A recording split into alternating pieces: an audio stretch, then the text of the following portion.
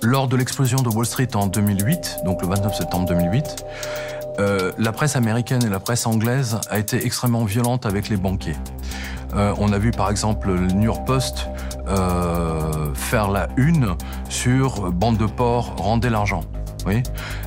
Tous les jours, c'était des unes comme ça, extrêmement percutantes, aussi bien la presse américaine et bien entendu la presse anglaise. Par exemple, le Daily Mail, qui dénonçait tous les scandales, tous les abus des banquiers voleurs, escrocs, etc.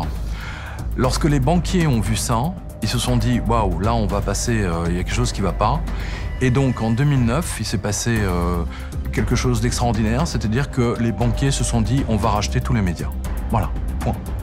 Donc ça, c'est la première étape. Est-ce que cet argent, finalement, a corrompu les médias pour donner ce qui se passe aujourd'hui? Évidemment que c'est de la corruption. Ces journaux auraient dû faire faillite, tout simplement.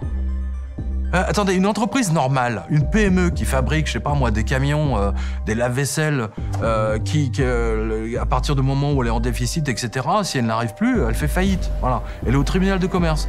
Le journal Libération aurait dû être au tribunal de commerce je ne sais combien de fois. C'est uniquement votre argent, hein, celui qu'on sort de votre porte-monnaie, je vous rappelle, et du mien, et de tous nos spectateurs, qui va sauver Libération, qui va sauver l'Express. Regardez les chiffres de vente. L'Express, Nouvelle Obs, enfin Le Point, voilà, les trois. Prenez par exemple les chiffres des années 90, et puis regardez aujourd'hui. Non mais c'est absolument... Ils sont morts. Pourquoi ils sont morts? Parce qu'il n'y a plus rien dedans. Ils disent la même chose tous. Nous, l'Observateur dit la même chose que l'Express, qui dit la même chose que Le Point. C'était pas le cas hein, il y a 20 ans, 30 ans.